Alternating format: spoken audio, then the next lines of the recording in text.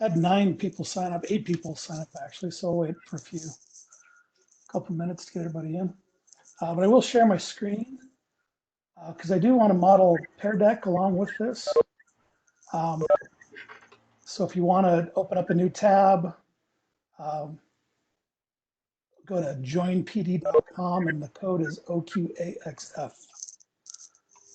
We'll do a little bit of Pear Deck too.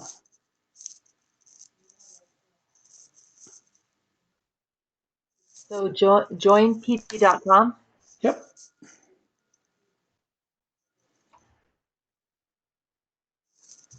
Yeah, that link right there.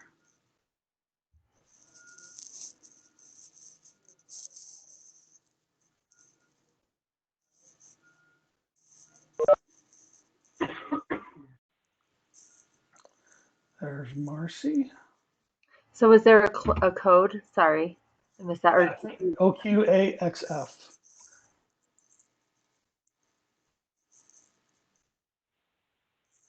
OQAXF. Just have to switch back to the WebEx screen to get it.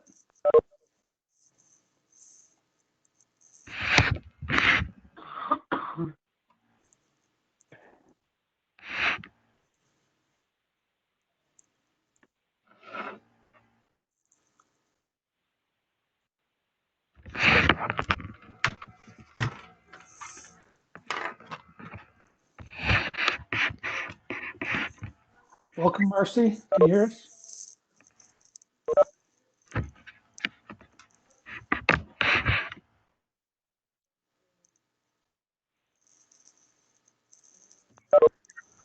And Julie, I'm going to mute you until you have a question.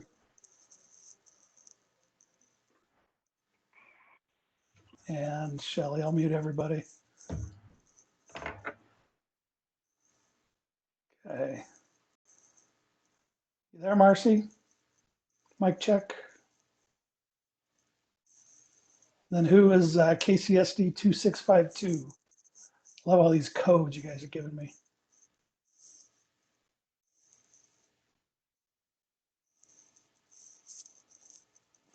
Let's see if I can get the chat window open too. Nothing going on in the chat yet.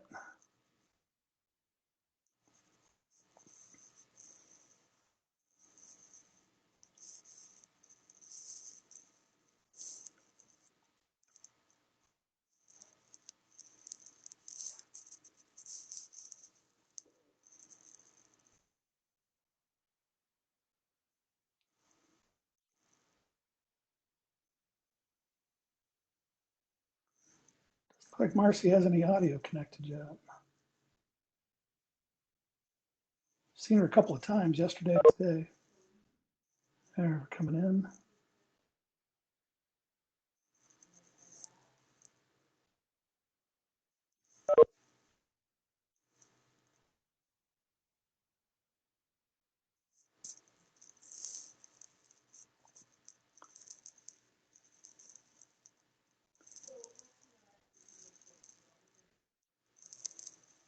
Again, as you're coming in, if you want to join us in the Pear Deck that I'm going to try to model along with our classroom training today in a new, or find your Chrome again, open up a new tab, go to joinpd.com, and the code is OQAXF.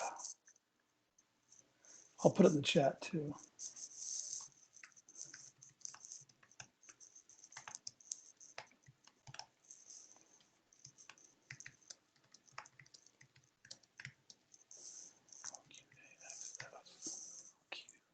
Can't type. OQAXF.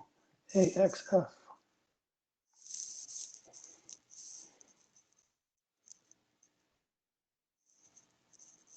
right, wait one more minute. I am recording this, so if folks do come in late, hopefully I don't want to keep you past too long. I know you guys have tons to do and family to take care of and toilet paper to hoard, right?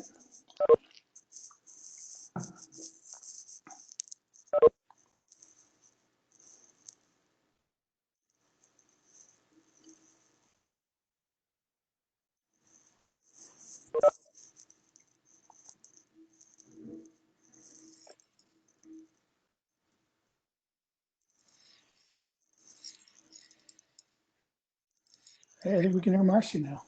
Ah, well, I had to change computers because I hadn't downloaded anything on that one. Hi. Oh, it's weird with WebEx. If you wait about 5 seconds, a link to say join in the browser will come up. So you don't have to download anything. Well, I don't, this was my home. Thank you. Oh, no worries. No worries. All right, I'm going to mute you until you have a question. Okay. Well, let's get started. We got 5 of you in the joinpd.com. The code will still be there up in the upper right. I just wanted to show you a couple things you could do. Super easy to add these to your own Google Slides. Not sure if you've had a training on them or not. And all you do is from your slideshow, you should have a tool, an add-on there that says Pear Deck for Google Slides add-on. I think it's been installed for everybody by default. And when you choose to open the add-on, you'll get the little Pear Deck little sidebar here. Let me expand the window, make it a little bigger for you to see. And they have a bunch of pre-built questions to use beginning, during, end of lessons, things for critical thinking, social, emotional, and then in specific subject areas for your littles, math, science, social studies. And you just click on those. You can see the slide that they have and just click it and it'll dump the interactive slide right into your slideshow. And then when you're ready to present live, and you could do this, as you're having a Google Classroom or a Hangout or Zoom meeting, whatever, with your kids. And so you could actually get their feedback and interaction while you're just like we're going to do today. And when I hit present lesson, it'll open that lesson up in a new window like this and give you the link and the code to join in that. You can also give students a link right here and copy that. And that you can post in Google Classroom or Canvas or whatever you use, and so the kids can just click a link and get in. Okay, that makes sense? So far, so good. Give me a thumbs up. Marcy, you can be our Clint, yeah. I'm not seeing anything on your screen. It's white. I'm sharing my screen. Make sure you've got the WebEx app as your front screen. Oh, let's see. It just says meeting in progress, and it says viewing Clint's screen, and it's white. Uh-oh. Is anybody else? Can other people see it? Do you have the Pear Deck open? Pear Deck. I have it open on a different computer. Like, okay. So that's you'll see what we're seeing for a minute. Oh, so. all I see is an orange screen right now. This is boot camp, question and answers. Yep, that's the title slide. That's it. Okay. That's it. Yeah. So once it starts presenting, we'll come back to it. Let's see who's got their mic open. I'm getting some feedback on. I'm just going to mute everybody just to make sure. And again, if you want to ask a question, please do so anytime. Just move your mouse over the WebEx window, and you should see your camera and your mute buttons come alive there at the bottom. Okay, so I'm going to start my class. And if you are seeing my big screen, I've got it set up on the teacher side and on the student side. That's going to be helpful once we get into Google Classroom, so you can kind of see what each is going on. And Shelly, my screen is really big, so maybe it's not being displayed. I don't know. I apologize about that. I can kind of try to shrink things down and see what happens. So let me progress through the next slide. And so just a quick question for everybody. This is a drawing type question. You should see some buttons on the bottom of your screen to either draw, or the T will let you add some text. Just quickly show me, or say what's filling your bucket or what's draining your bucket, as far as school life, home life, all that stuff that's going on.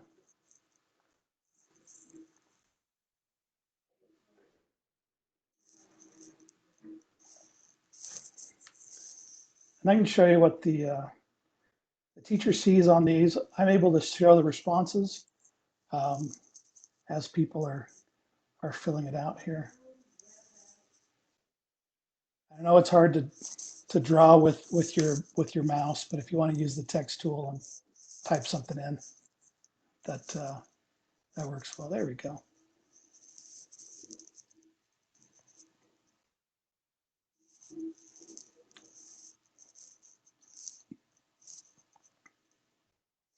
And this is one of those pre-built slides that is in the we call it the social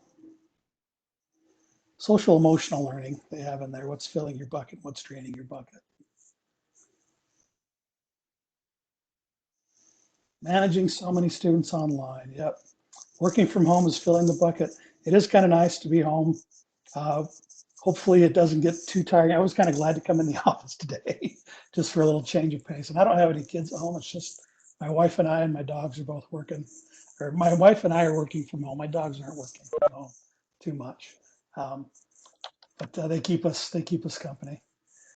Bucket is being filled today by being able to connect with students during Zoom. Good deal. I'm glad to hear that. Seeing your kids. Good. I understand that. Yeah, and it's tough. It's tough. You've worked so long to build those connections with your kids, and just to kind of be suddenly and immediately cut off from them in real life is tough. It's rough. Draining bandwidth. Yeah, we're who's, let's see, I can't see who's filling that one out, but I'm sure in some of your areas it's a challenge. I'm super lucky to have a good connection at home. Understood. All right, so we'll move on from that. Thanks for sharing your views on that. I'll hide the responses. Let's move on to the next slide. So again, thanks for joining me today. Please feel free to reach out on email anytime. I should have added my link to this room. This link, this WebEx link, I'm here every day from 10 to 3. So feel free to reuse that link if you have questions, if you just have something quickly you wanna work through or discuss or ask questions about. I know it's a lot of times it's hard to describe what's going on in email, and a lot of times it's hard for me to write back in an email what you need to do. So we've just got, and Chris and I and Joby have our rooms open as well. So if you just have a quick question or need to hash something out or just want to yell at somebody, feel free to join us in this room 10 to 3 each day, or reach out to me in these other places. You can text that phone number whenever you have a problem or question that's coming up. All right. Google Classroom stress level. You should have a bar here. Just to get a feeling of where you're at with Classroom. Down here at 0 is I'm comfortable with it. I'm just here for tips and tricks. The middle is I know the basics, but I have questions. And then way over there to the right is I don't know where to begin. And so here on my student side, you can see that I can slide these around. I'm feeling pretty good about Classroom, but I don't know everything. So I'll put mine about there. Let's see what you guys are saying. See, show responses. Okay, I'm about the only one down there on the left. Everyone. Oh, here we go. Yeah, keep it going there to the right. Love it. So this is kind of a nice thing. There are these slider questions that you can see. They change in real time. Fun to have put up a slide that says, drop a pin on, the state capital for Virginia or whatever you guys are studying. So there's a lot of ways to make these lessons fun and interactive. Okay, someone's stress level is changing rapidly. All right, so that's about what I figured. You're in the right place. We'll get you going here. So from here on out, I'm going to leave the presentation. I'm going to jump to Google Classroom. In order to use Classroom, both you and your students need to be logged in to your email account, or if students are logged into their Chromebooks, anywhere they have this Google Apps little waffle or grid or whatever you call it with them, in order to access Classroom. It may be down near the bottom of that little window that pops up, but just Classroom there. Or you can always just put in the URL bar, just classroom.google.com. Let's see. Oh, we got some comments here in the chat. It's students. So I'm a step behind. Where are you at? Right in that bucket. Let me put that back up. So the Pear Deck is at joinpd.com. It's actually, Wendy, it's at the top of the chat. Head to joinpd.com and the code is OQAXF. But if you came in late, you don't get to see that. But joinpd.com and OQAXF. The code will be up here. We're actually going to switch out of Pear Deck and go into Classroom for a moment. So we'll make sure you join there at the end. Any other questions before we move on? If you do, unmute yourself. And if you don't want to follow along in Classroom, that's cool, because sometimes if you're trying to do what I'm doing at the same time, you get lost in a step and whatnot. And like I said, I've got the teacher view open on one side and what the students will see on the right-hand side. That's why I've got these little tags up here. So you should be able to see what's going on. Okay, so I'm going to switch to classes, and I'm going to switch to classes here. Okay. Are you still seeing a white screen, Shelley, or is it better now? I'm still seeing a white screen. So Um, I'm going to try and join. Jump out and jump back in. I'll wait for a second for you to come back in. Okay. Well, My problem is my Chromebook is where I'm on, and that has the camera and the audio, but my other screen doesn't have the camera or audio. So, well, it has audio. So just open up the conference in both. Okay. As long as you don't have any, you won't get any feedback or anything because you only have one thing with audio, as long as you mute the speakers. And so my WebEx link is, where's that at? Unless you got it there quickly. I'm going to pull it up on my email again. Okay.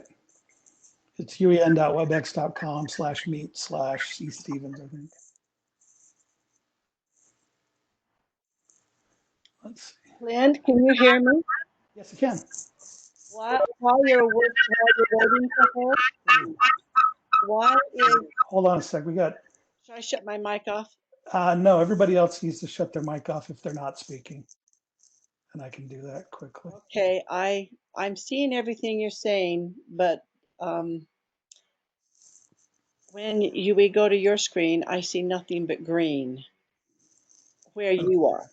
Oh, now it's fine. Okay. So what? It just might lag a little bit behind. I'll try to go slow. Hey, you're fine. I've got a giant 27-inch screen, so. Okay. And I will get I don't have any questions, but I did go the wrong way. I am very not confident in the technology. Okay. That's funny. That's why we're here. That's why we're here. Yes, and thank you. And again, it's being recorded, so if it's not great, if it's not great live and you don't have good bandwidth, I apologize. But you should be able to see the recording as well. Okay, but keep reminding me if it does drop out or if I go too fast or if you miss something. I'm happy to do that. Okay, so again, teacher on the left. So I haven't created a class yet. And basically you can create class per subject, or within a class you can create topics within that class. So you don't have to manage one classroom and get one set of kids in. But if you're teaching different sets of kids, certainly create a different classroom for each different set of kids. So I'm gonna hit the plus here.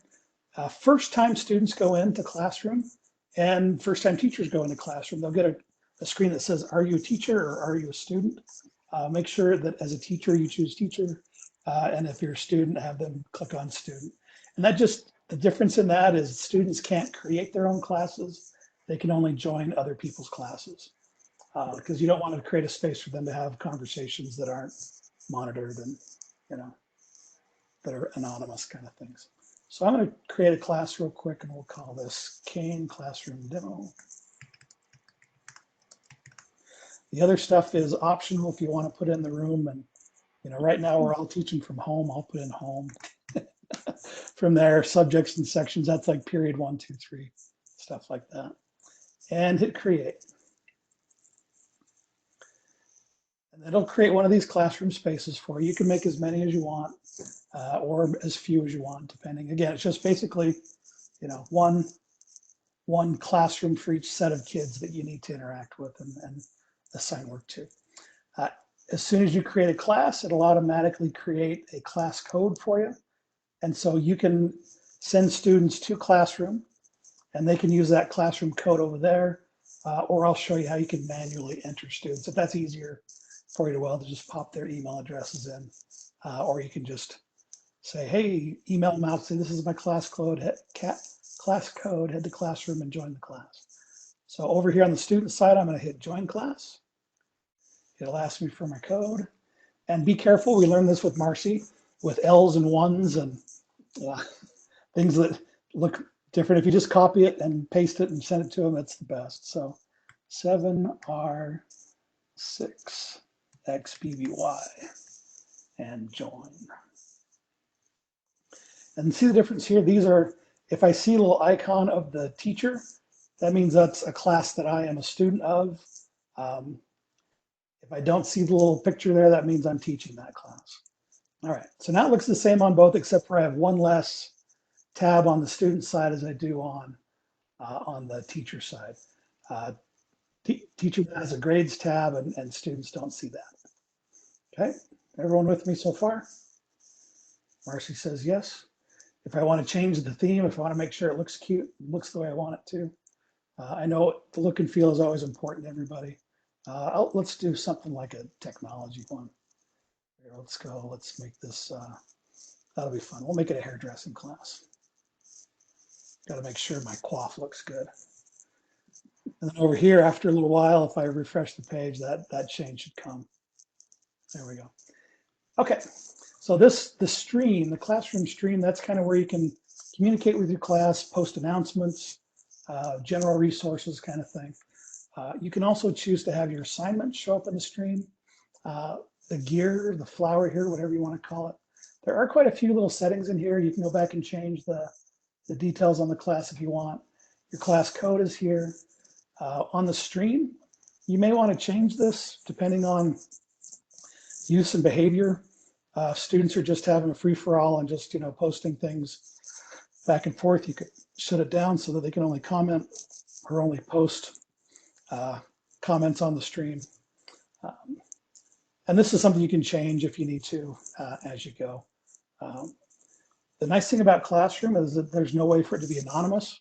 If students are in your class, they're logged in with their Google account, and so it's tied to their name. So there's no way to send little snide remarks and have it be anonymous like they can do with other online platforms. Classwork in the stream, you can show, just hide it all together and have them go to the Classwork page, or show everything, or show just a condensed notification. Guardian Summaries, we'll come back to this, but you want to make sure if you want to use Guardian Summaries, make sure that that's slid on. Add that class. And here's an example of what a Guardian Summary is. Basically, on the People tab, and I'll show this here in a bit, you can add add parent email addresses. They don't have to be Google Gmail accounts or anything, whatever they have.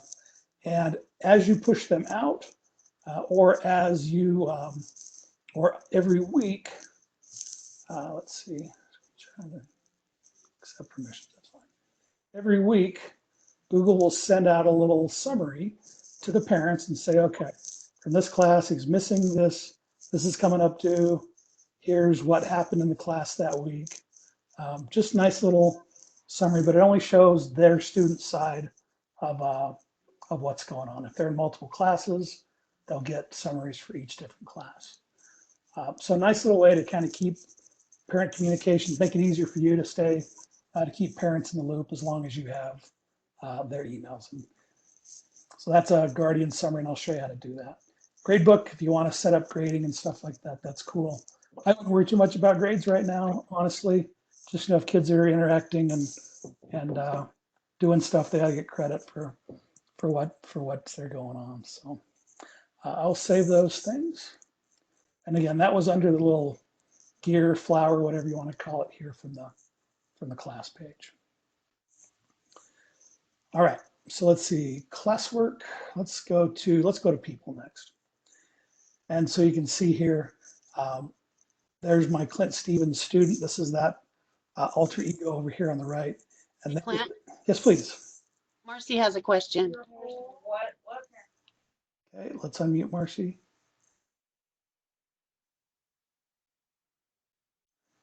What the student has been doing, or do you have to go in and type exactly what they've been doing? Is that report generated by automatically generated? Yes. Okay. Yeah. Right. That's Sorry. why I suggest and turn it on. Yeah. Okay, I'm shutting off again. Thank you. Fine. You're fine. Thanks for telling me she's got a question. I appreciate that. I'm not paying attention up there. Yeah, just mute yourself and just jump in if you have a question. If when you go into Classroom and you don't see this option, add you to a group on the domain side in order for you to have that ability. For some reason, it just didn't happen. I've seen that happen with a couple people. So if you don't see that invite Guardians link there, send me just shoot me an email and let me know. Otherwise, click there, type in my, let's see, lid@suu.edu. And that is my wife's email address. So she'll get summaries on my progress. Okay. And then as you add students, they'll populate here, or right here, this little plus invite students. You can type in your student's name with an email if it's just easier if you add them one time and not worry about having them put in a code or whatever else. So I can say M or join M, and I can invite Marcy to be a student in my class. You don't have to join Marcy, it's okay. But that's just how you do it. Just put in multiple, you can put in separated by commas and just paste a bunch in there. Questions on the people tab. Okay, Kelsey, I'm gonna mute you. Sounds like something's going on there. Clint, I Yes. don't have the email, all the Guardians popping up on mine. Is Okay, that something you can fix? I can fix it. Let me see. Just do that real quick if everyone doesn't mind. I should have, oh, it's on, oh, it's over here. Okay, group members. Are you using Classroom with your cane.k12.ut.us? Yes. Or are you using, Yes, that's the one I'm using. Shelley Stewart. okay, plus SHELL. IE. I see ya. Add to group. Okay. If you reload, that should be there. If not, you might need to log out and log back in. And it might take 10 minutes or so to work. Anybody else quickly not see that there? While I have it up on my other computer. If not, let me know. Happy to do it. Thank you. Thanks for letting me know. Yep. Okay, so that's the people tab. I can invite other teachers if you want to team up and work as a grade level. Just teach, all the kids out of one classroom. You can do that. Let's see, Kelsey, let me answer this. How do you see past assignments on Classwork? Haven't gotten there yet. Yeah, we'll get there, Kelsey. Haven't shown how to do Classwork stuff yet. Okay, but all right, and just plus teachers there, you can add multiple teachers. Okay, grades we'll come back to. So this Classwork tab, that's kind of the biggest one here. Couple things to notice before I do anything or dive into anything here and click create. Google Calendar and Class Drive folder. So when I create a Google Classroom, it's automatically creating places in my Google Drive for all of these assignments to live. Not only what you assign, but everything your students turn in. So you don't have to, kids don't have to share documents with email anymore. They just interact and do everything within Classroom, and everything's organized with, if kids create documents for an assignment, it puts their name on it and the name of the assignment on there and puts it in everyone's Drive folder with everything shared, so you can view their assignments anytime. They don't have to have them turned in or whatnot for you. And as well with the calendar, if I click on Google Calendar, there won't be anything there yet, but it automatically generates a calendar. Let's see, where am I at? Kane Classroom Demo right there. And so any assignments I add with due dates or anything like that, it'll automatically add it into a calendar. And so kids can look at the calendar and access their assignments that way or whatnot. So it's really organized super well and done a lot for you automatically. So I'm going to create an assignment here real quick. And I can create an assignment, quiz assignment. That's using a Google form as a quiz in order to get some feedback from your kids. That's probably something we'll have to cover another day if that's something you want to learn how to do. A question is like sending out just something on the stream, but it's graded. So you can ask your kids a question and they can respond to you and they can respond to each other if you want to let them. Material, if you want to just put up something that's not going to be graded, just kind of an informational thing, like links to a website, links to a YouTube video, stuff like that, that you don't expect them to turn anything in on. And then reuse post. Classwork, reuse post is kind of a misnomer. It means like reuse an assignment or something that I've already put in here and just bring it back up on the screen. And then topics, there's a way to keep things organized. So if you want to, if you're teaching elementary, you want to keep things, you know, your spelling and your reading and your math and your science separated and organized, you can do that with topics. So I'll create a quick topic and we'll call this, getting started, whatever. And then from within there, I can create an assignment, and I'll show you how to do that. And then the topic over here, I can put in that getting started topic or keep it organized that way. So this first one will be just kind of a sample assignment with a Google Doc. Okay. With each assignment, I can add things that I've already created. So anything from Drive, a link to a website, a file would be anything that's outside of Drive. So if I've got a PDF or Word document, a video, like a video file, audio file, stuff like that, you can upload from there. And then you can use any videos that you want as long as it's on YouTube. And those do need to be approved, and I can show that real quick, how to approve YouTube videos. In fact, let me put that on my notes here, things to cover. Oh, I've got it on there, adding approving YouTube videos, good. Okay, just trying to make sure I do all that stuff. So I'm just gonna choose to add something from Drive. And let's see, done. I didn't share anything with myself. I'll do this thing, add. It won't make sense, but it's just a little document about, I don't own the document, so I can't put it into a classroom. So I have to make a copy. Never mind. Add Google Drive. We'll just put this slideshow in there for fun. Doesn't matter. You can use a Google slide, you can use a doc, whatever, anything that's like a template, or any, like if you have a set of questions or anything that you want to give to the kids. And here's the nice thing, really like that I like. Students can view the file, which means they can only see it. They can make a copy of it if they want to. But it's basically like a Xerox kind of thing. Students can edit the file. That would be like everyone's collaborating on the same document. Can be a lot of fun and constructive, especially with the slideshow. But you want to make sure that you have some structure in there, you know, assign specific students to specific slides or groups of students to sets of slides. But this is the great one. Make a copy for each student. And that just kind of what that does is, again, when kids open the assignment, it creates a version just for them. It puts it in the shared document folder for them, and everything's kind of done. So they don't have to make a copy and do all that kind of stuff. It's just done for them. Questions on that? In the chat. Shelly, you're good? You're the only one I can see, so good enough. Okay, and then over here on the right, I can differentiate. If I have multiple classrooms, I can assign one assignment to many classes at once just by checking the boxes there. I can also differentiate which students get which assignments if you want. I'm just going to assign it to everybody. It defaults to 100 points.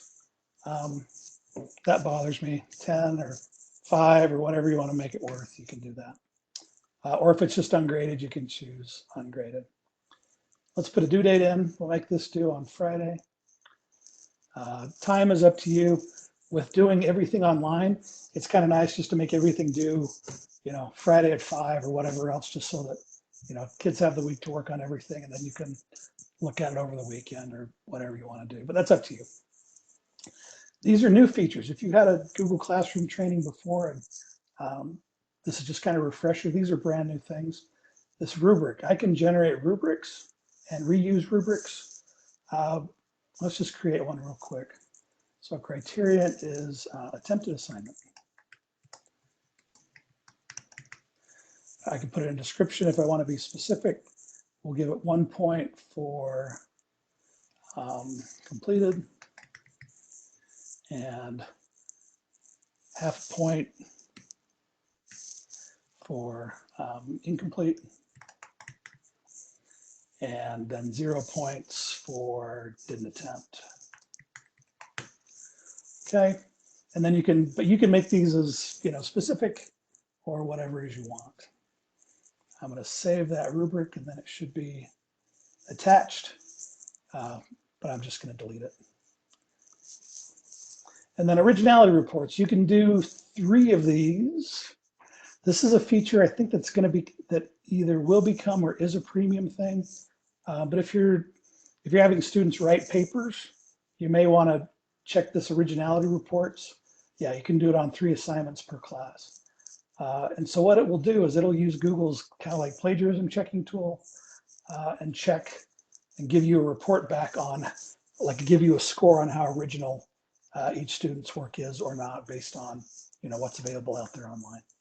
A couple of those might scare your kids into not plagiarizing. So it might be fun to do 1 of those, 2 of those. Any other questions on all these assignment options there? You don't have to attach any assignments. I'll show you that here in a second because kids can create their own. But I'll just go ahead and assign that if there's no questions. I hear mic open. Oh, that was me. This is Shelley. One thing that I discovered this week is I like the option where you can save it as a draft because I'll start working on it. I was And just then going to also show the that. Yeah. schedule. Schedule. Yeah. Yeah, show them that. Is that Instead of just clicking assign, there's a little drop down. You can schedule it to go out on Tuesday morning, Wednesday morning, and so you kind of get everything lined up for the week. Or if it's something you're not ready to do, but you have to move on to something else, or the kid's crying, or the dog's running around, whatever, you can just save it as a draft and then come back to it later on. Thanks for that reminder. I appreciate it. But I'll just go ahead and assign that. And now let's watch over here on the student side. And I'll get a little black notification that shows up that says the stream has been updated. So it says assignment created down here.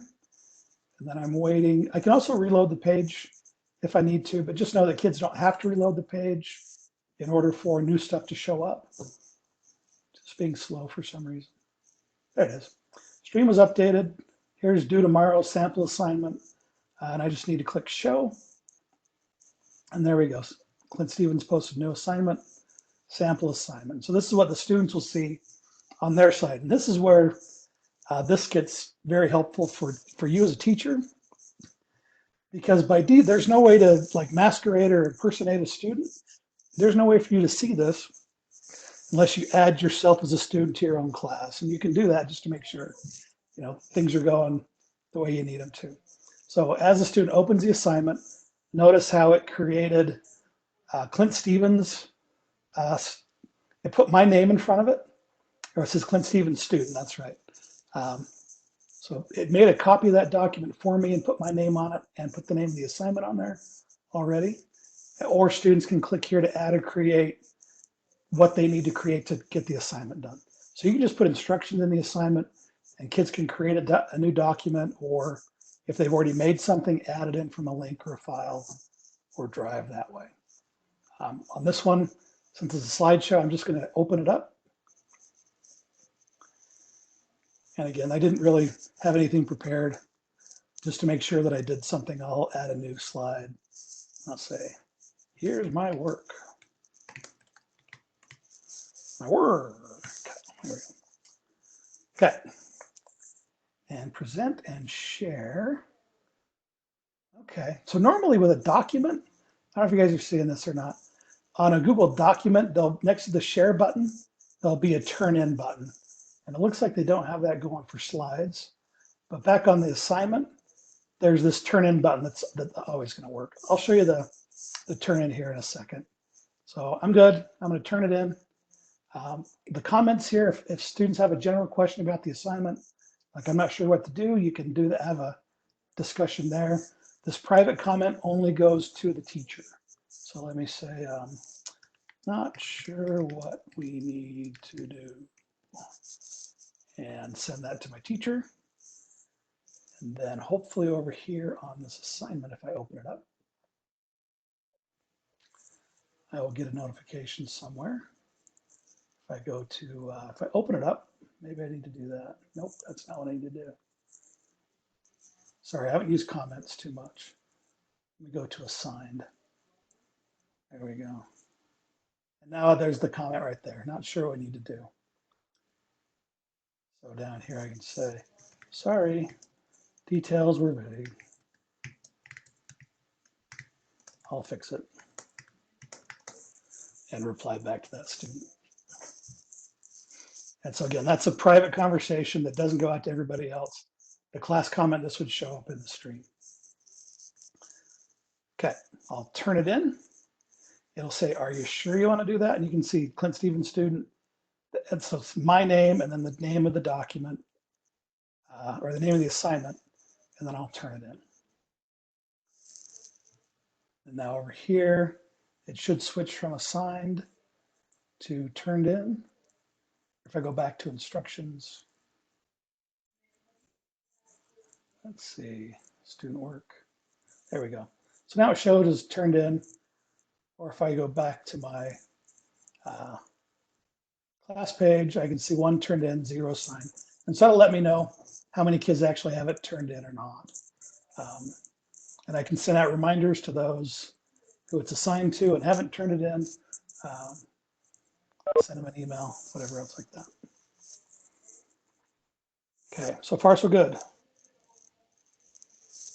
Okay, how do I grade these things?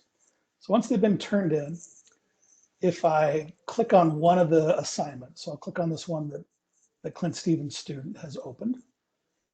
Okay. I got to move these little windows around. And this is kind of Google's version of Canvas's speed grader. This is in teacher view. And so I can see the document outline. This is the stuff that Clint added. I can make comments. If I highlight something, a little, oh, that's my comment bank. Let's see, insert comments is up there. Love it. And get a comment there. Or you can, put something helpful or descriptive, and here's our conversation there as well. This comment bank is something that's awesome. And I would recommend, filling this out or looking through the little tutorial when we're done. But I've got a couple of comments that I've already made, capitalized, run-on sentence. If I want to make some to the bank, like say, great work, and add that to the bank. And here's how you do that. I can click on, let's see, come here. I just need to highlight some text and then click on the comment and just start typing G, or I think hashtag, I think that's how it works. And see how my comments come up here. If I have a bunch of them, I just need to start typing letters, great work, and comment. And so that comment bank will save you a bunch of time if there's feedback you're giving over and over and over again. Okay. I hope I'm not going too fast. Please, if I am, or if you're missing stuff, make a comment, slow me down. The grades here, if I think Clint did a good job, I'll hit 5. And notice I get this not returned option here and then return. So what this means is when students turn in their work, and let me kind of put this back over here and shrink it back down. So when they turn in their work in Classroom, Google does some magic. What they do is they change all the permissions on the document so that the student cannot go back and edit it. It changes it so they can view the document only, so it's like it's physically turned in. They can't submit it and then go back to work on it, and do some stuff later on and then have you see it when you get to it. In order for them to edit the assignment, they can unsubmit it, make their changes and resubmit it, but you see that, you can see when they turned it in, when they unsubmitted it and turned it back in, which is kind of a fun thing. So, but as soon as I return it to them, they've got the score. I want to return it. And then notice what happens over here. It'll say it's graded. I can see my score, 5 out of 5. And I have access to edit the document again if I reload it. Clint owns the document again. Okay. So any questions on, and then back on the teacher side, if I had multiple students in this class, I can either click here to drop down and just jump to a student's name, or I could hit the arrows and just kind of cycle through them quickly and do all my grading inside just this one window. Instead of, if you saw Classroom in the past, you used to have to open a window, do your grading, close it, make a score, open it, make your comments, put a score in. And so it's just kind of a lot of dancing around, but now you can kind of do it all in one spot. And when I'm done grading, I can just close that tab. And now I see 0 turned in, 0 assigned, 1 graded. So I can see how many I've actually scored and returned. Good. Comments, questions? Open your mic if you have any. Okay, I get a thumbs up from Shelley. Okay, one of the things I was asked to cover is how do I work with PDF documents as assignments? This one's especially for, I won't name names, but I know a lot of you guys want to do that. Just a quick comment from the technology trainer side of me is it's not the most effective way to integrate online learning, but I know we're in a tough situation and you've got these resources and you want to be able to use them as quickly as you can.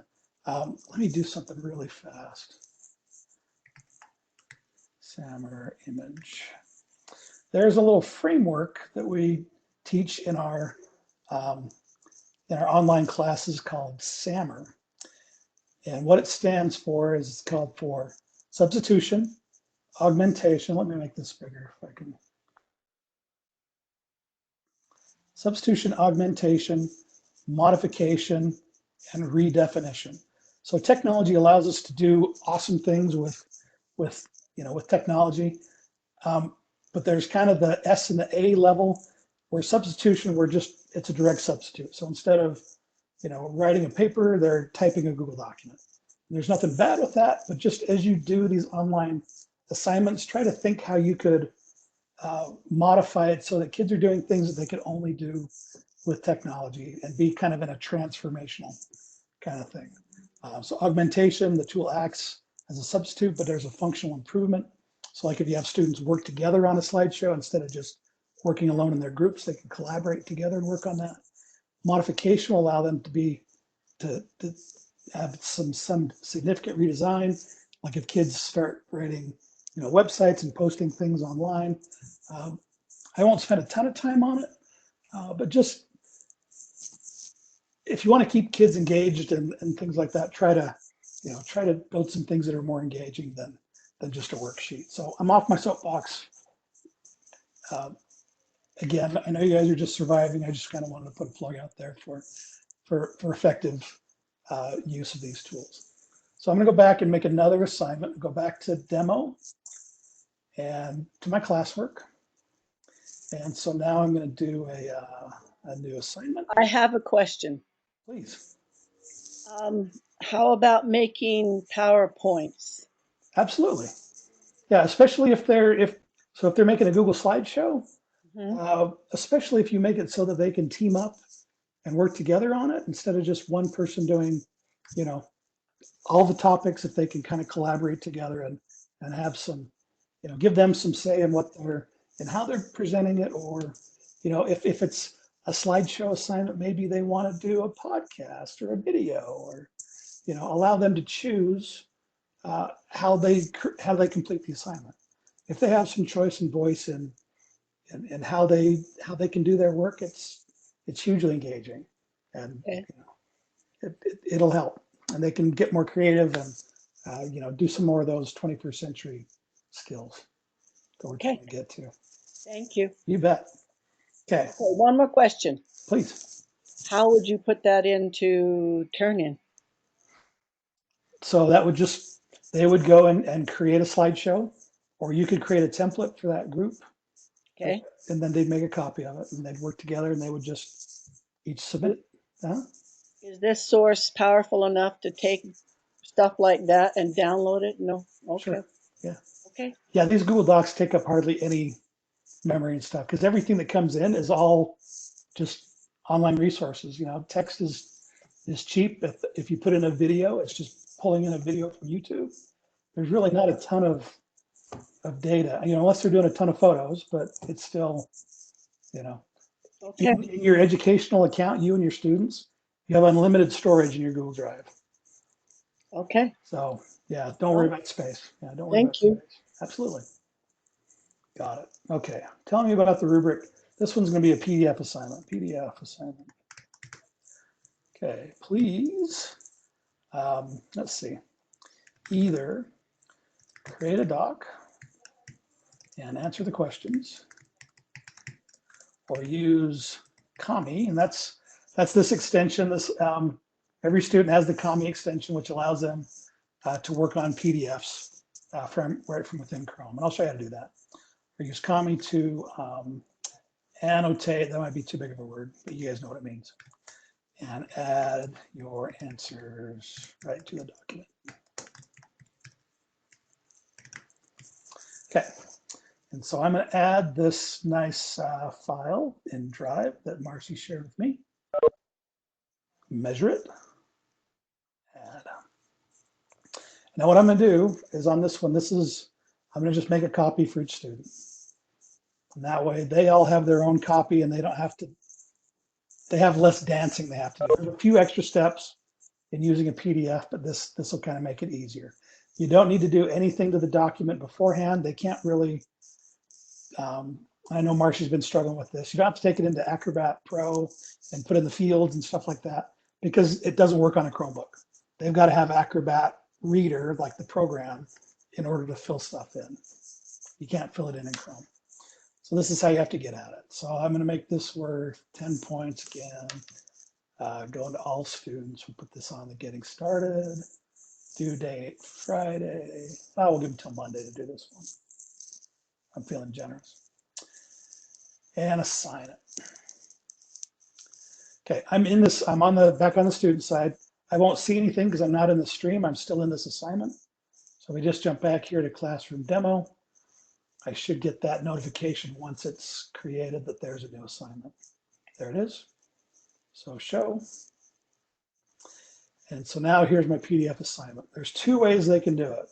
Like I said, either create a document and answer the questions. And I think it depends on what's in the PDF.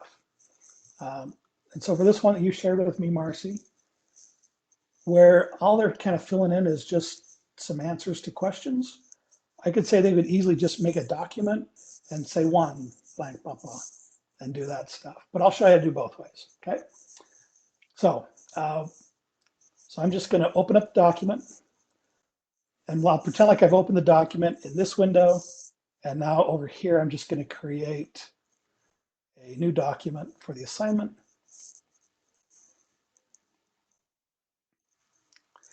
And here's the cool thing.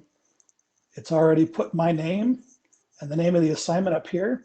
So they don't have to fill that into the date or whatever else. So they just go into answer. So they just say one, let's see, it's kilometers. And I can't spell very well. 2 would be liters. 3 would be meters. 4 is kilograms. 5 is centimeter, because there are 10 millimeters in 1 centimeter. Okay.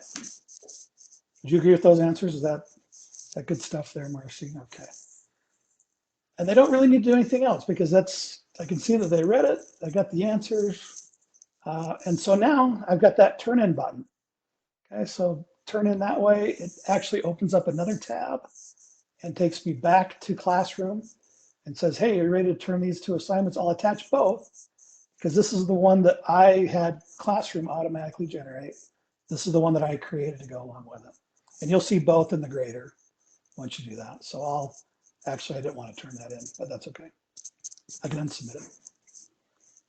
Okay, questions on that approach? If it's a simple, but if you have a PDF that's really truly active, like connecting, drawing lines and things like that, where they really need to do it on the document, let's show you how to do that. So I'm going to unsubmit the assignment.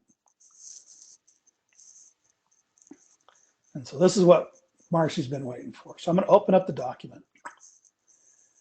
And here's the key right here, open with Kami. So they'll see that button on there that's been assigned or been automatically installed for all the students. So they click open with Kami. We'll open this up in a brand new window with the actual document. And I've got some tools over here on the right. So if I did have to draw and actually circle some things or interact with the document that way, I could do that. Or just click on text box, and which of these units of measurements would explain kilometers. One to take it out of that, editing that box, click again. That would be liters. Okay, making sense? Meters, etc. I won't belabor that. They can change the color. They want to write in orange or whatever else, they can do that as well. Put in shapes. They make a mess. They can erase things. Mark it up in any way. Good enough? Okay. Some text options and things like that at the top. Okay. And I need to move this window so I can make sure I'm doing this right. I got a little confused when I tested this out beforehand. But basically, since you made the step of creating that document for them, a copy of it, all I need to do is save it, hit the little save button with this icon that makes no sense to anybody anymore because it's old, right? Just click save now. And so that'll save those changes that they made on that PDF. Last saved a few seconds ago. So they don't need to do anything else if you made the copy of it for them. If you didn't make a copy of it, they'd have to click save and then download it and then re-upload it and all that kind of stuff. But since you made the copy, save it, and then they go back to Classroom. I need to move my window here again. Go back to my assignment. And if I want to make sure it took, I can open it again and just reload it.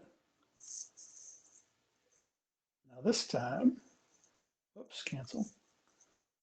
I'm going to open that up. And now there's my circles. There's my text that I've added. So the saved version is actually in Classroom. And then they just turn it in from there. They won't have that turn in button inside of Kami. They just have to submit it back in Classroom, but that'll do it.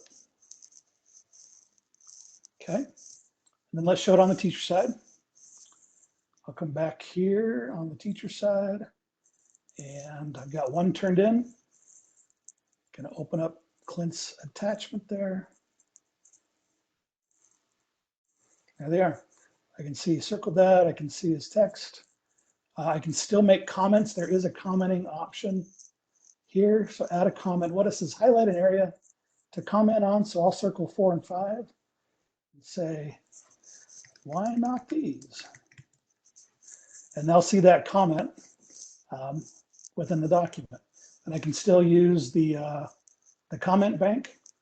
I can see that there's another document that he submitted for this assignment. I can see everything he's turned in. So if he's got it there and not on the other one, we're good to go. 10 points. And then I can return it right there. And again, over here on this side, once it'll say graded, there's my score. I'm good to go. And again, if I had multiple students, I could just switch through them or jump down to them in that list there.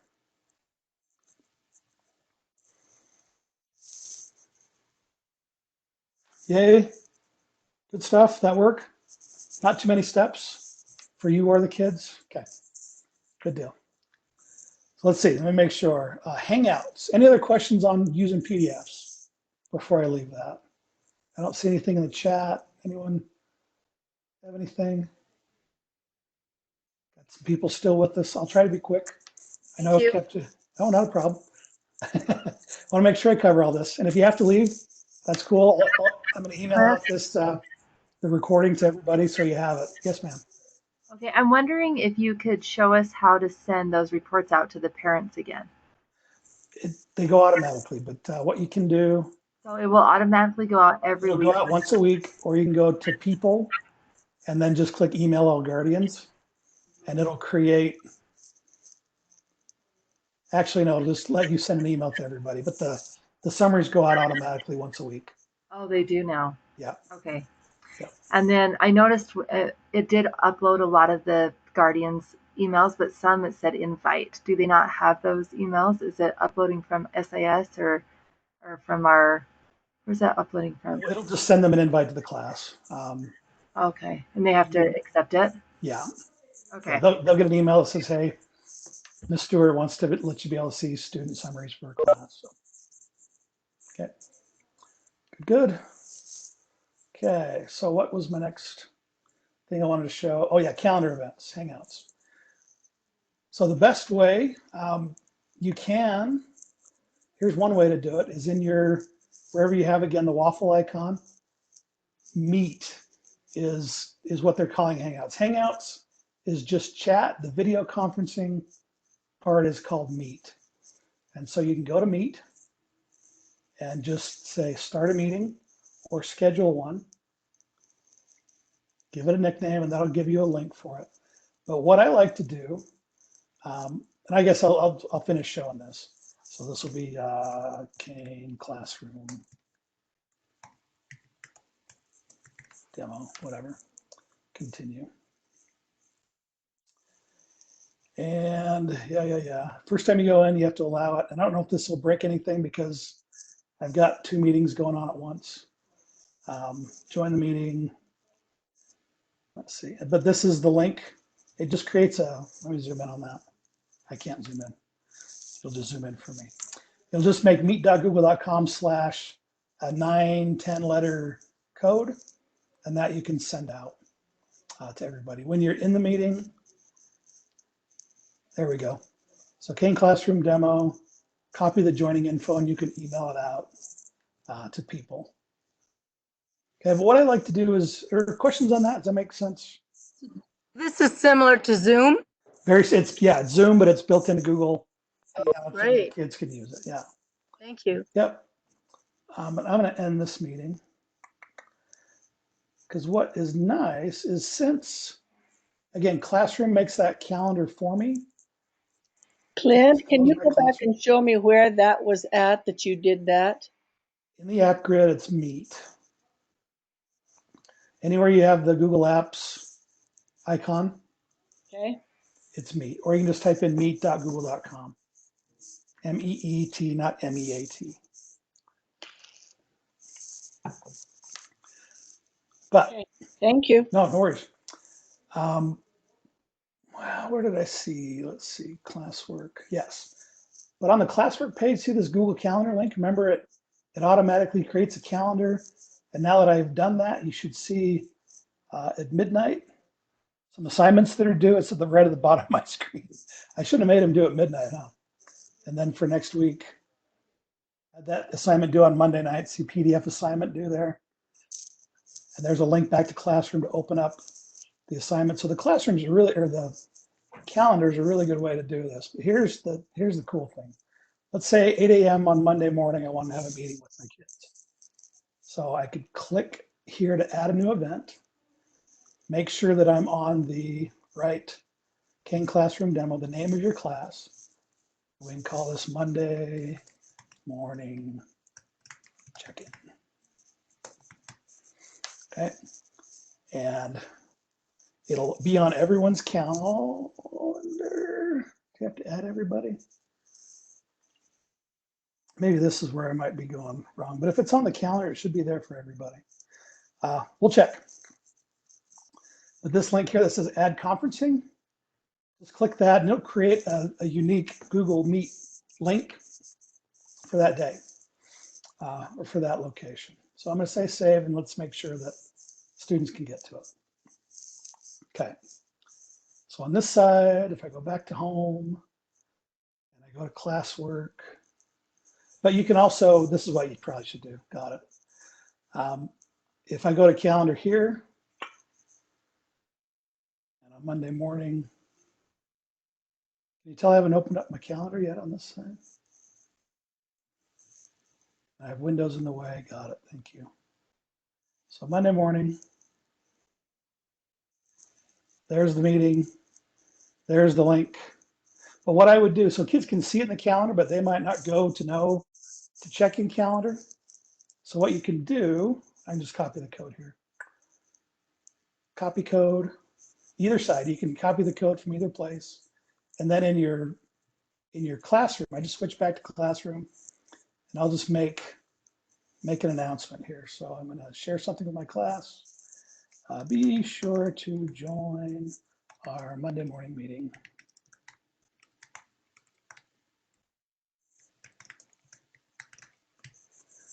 Okay, add a link. That's the link to the meeting, and post. So that way they'll see it whenever you post it, Thursday, Friday, whatever else. And then they just click the link and they're in the session. I think there have been some settings that have been, unfortunately, some students are finding a way to game the system and like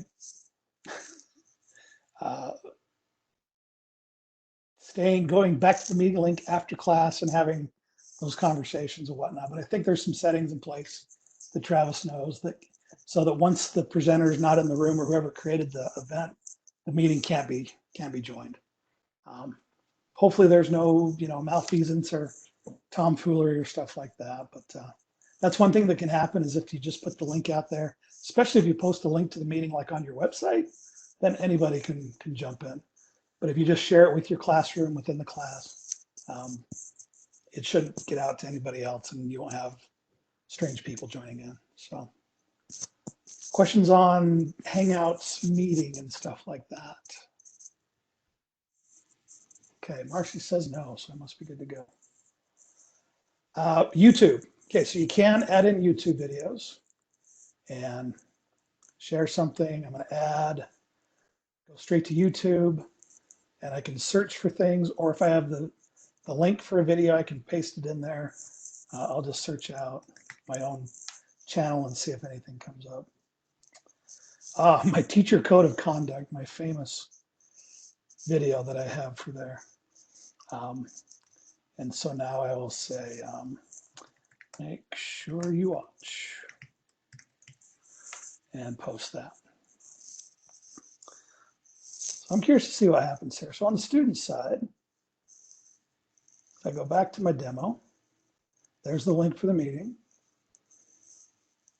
And let's see if this video gets blocked for me or not. I'll just reload it and I'll wait for it. Because YouTube videos have to be approved by teachers. All right, and so to let me play it, because I'm an admin, this account's an admin.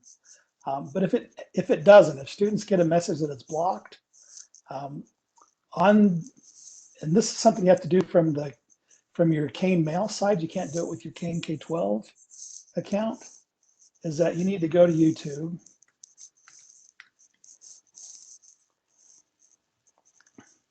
And look, I don't want to add that video. Wow. If I want to add this one,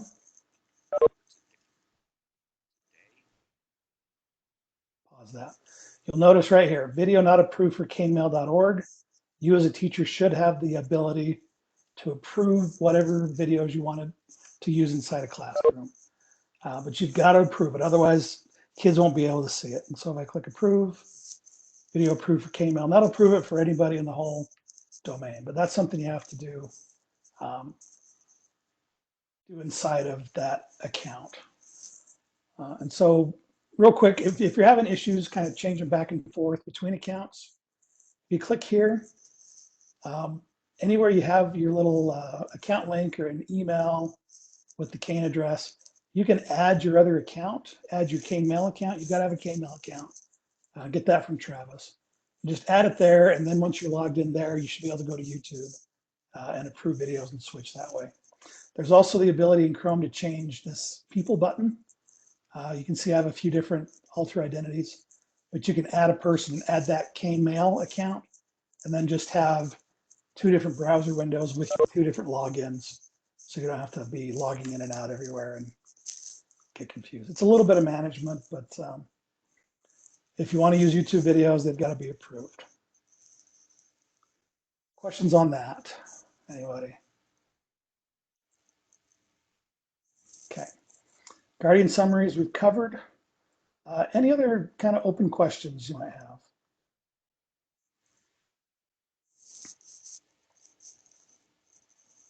What about posting your own video? The same thing, basically? I think if you post your own to YouTube, it should be approved automatically, because since you are an approver, and they have all the privacy rights and things in there. So if you upload it and say yes, this video's approved for students, it should be good to go. But if not, you may have to approve your own videos. But yeah, if you put them in, if you put them into Drive, you can insert them through Drive as well. So that avoids the YouTube thing. But if it's not your own stuff and it is out on YouTube, yeah. And again, if this video from another source like eMedia or stuff like that, you can download those and upload them into your Drive, or you should be able to just link to them just by adding a link in the stream. Good question. Anything else? Or I just review a few resources for you and then let you go. Okay, everyone's muted if you don't have any questions. Okay. Resources. Let me go back to my back to here. So we've covered those things. You've done your questions. So SEDC is curating a document, SEDC capital O, online at that bit.ly link. Let me open that real quick. bit.ly.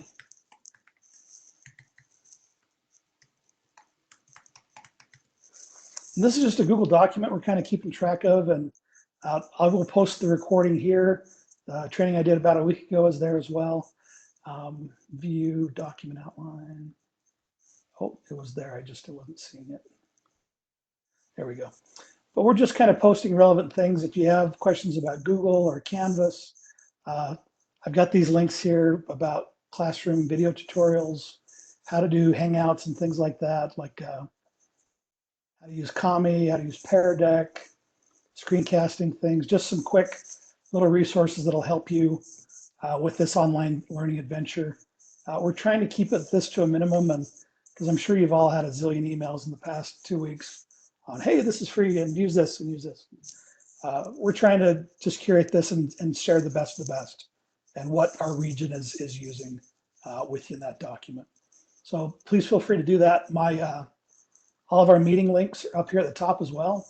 So if you want to join me in our meeting rooms from 10 to 3 or ask a question of Chris or Joby, those links are there.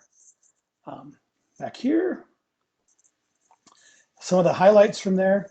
Google has just released this Teach from Home hub, where they are kind of doing the same thing. If you're using Google tools, like how do I do a video call with my class, and how do I do live Q&A or live stream lessons, or just quick little things you might want to learn how to do with your students. There's quick little tutorials straight from Google that'll be helpful during this time. Google Teacher Center, this is, again, how to learn how to do all the things Google. Again, don't try to bite off too much at one time. Keep it simple for you, keep it simple for your students, so that everyone's not losing their mind from trying to keep education going online. Using Hangout Meet, there's a teacher's guide there on using that's linked. Pear Deck resources for distance learning. All of these are from this document. I'm just kind of picking out a few that are great. This will show you how to start using Pear Deck if you want to do some of this interactive stuff like I showed today. Just a reminder, SEDC does have digital citizenship lessons if you want to throw some of those in to some of your kids. Just a reminder if you're on copyright or on being kind or those kind of things. And those can be done. Pear Deck has a student pace mode where students can work through those things at their own pace. Great videos and resources from UEN. There's eMedia Video, Utah's Online Library, Preschool Pioneer, and similar to the Teach at Home, UEN's curating a Learn at Home website that you can use. eMedia and Utah's Online Library does require a login to access from home. You can access it from school because the network knows that you're on a school computer and just logs you right in. But you can use these things from school. Everyone can just use online as the username and school as the password to get in. And since these are paid resources, share these inside a classroom and don't put them on your school website or things like that. That login needs to stay somewhat secure. And that's it. I will email you the recording of this and also put in the document. Is there anything else that we can help you with? Clint, if the students have their Chromebooks at home, do they still need to put in that password for you, Ann? Yeah, because they're hitting it with a public IP address. Okay. So they'll just go right to a login screen and it's just online in school. They're in. Good question. Any other questions? I should have put one more slide in here. How's your stress level feeling now? Is it better? We covered some. Good. Good. Thank you for the extra info. It's going to be fun to play around with. Thanks. Yeah, good. And again, this you can review this recording. If I missed something or your video quality was glitching out, it'll be, you can just, rewatch whatever part you need to on the recording. So It was just hard for me to see my, I don't know if I'm not being able to. I've got a giant screen and it's probably really small for you. Okay. So Extra reading glasses. yeah. Fair enough. Anything else? Okay, let's see, I can end the meeting so everybody else, so you don't have to exit it out. I can just make sure that I'll stop sharing my screen and end the meeting. Thanks, guys. Good to see you.